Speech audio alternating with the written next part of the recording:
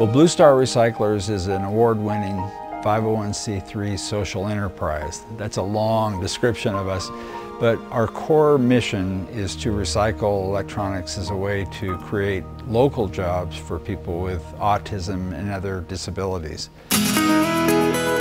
Fulfillment of Blue Star's important mission breaks down into three significant bottom-line deliverables: environmental, ethical electronics recycling; economic, local revenue and taxpayer savings; and social, jobs for people with autism and other disabilities.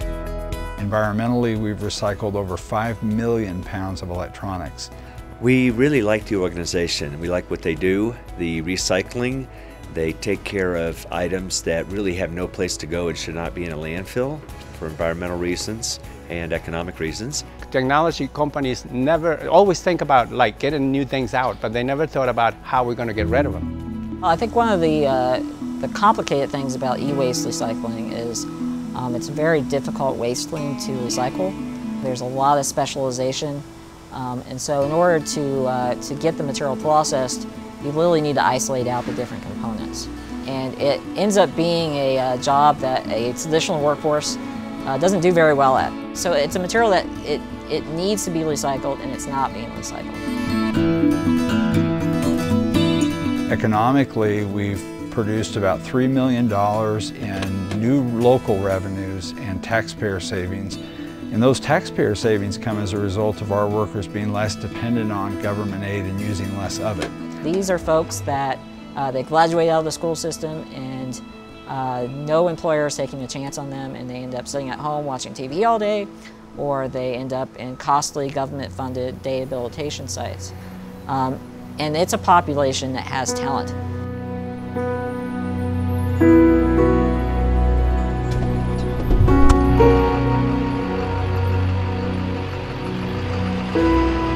Third deliverable is social.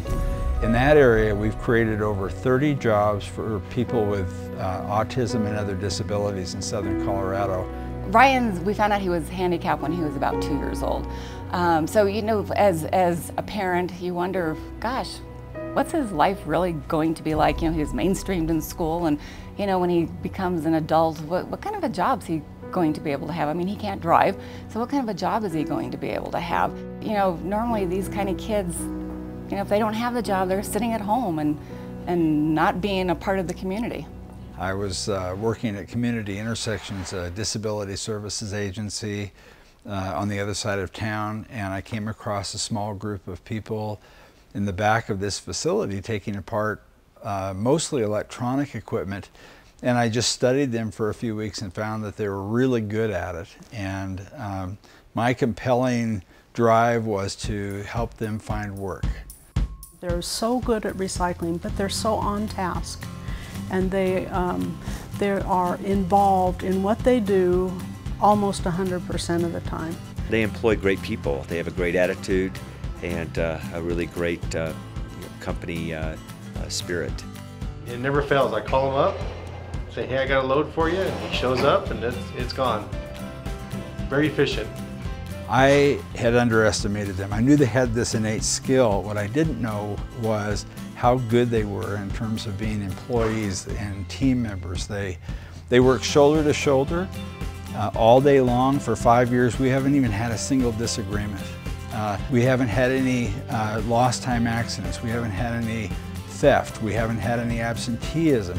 So people with autism and developmental disabilities aren't just good employees, they're phenomenal employees. Once you kind of unleash the opportunity to demonstrate value and kind of give somebody the chance to contribute, every aspect of their life changes. They open up socially, they just walk and carry themselves differently. He enjoys going to work. I mean, I don't even have to wake him up in the morning. He's up at 6 o'clock and he's ready to go to work and gets his uniform on, and he shakes people's hands, and, you know, I'm Ryan with Blue Star, and he's very proud of his job. You can't help but have a good day when you're working a lot with this team. Here in Colorado Springs, we have about 85% unemployment for people with these kinds of disabilities. That's pretty high. So that's a need that we're trying to meet. The way I see it is in every community there is electronic waste and there are a community of people with disabilities. So really this can be replicated in any community. In most cases, communities don't have a place to recycle electronics. I expect in the next 5 years you'll see little versions of Blue Star popping up, and our part in that is just to show them how to do it so they don't have to spend all the time and the money that it took us to learn it. Blue Star Recyclers, living its vision. Complete electronics recycling services and creating local jobs for people with autism and other disabilities.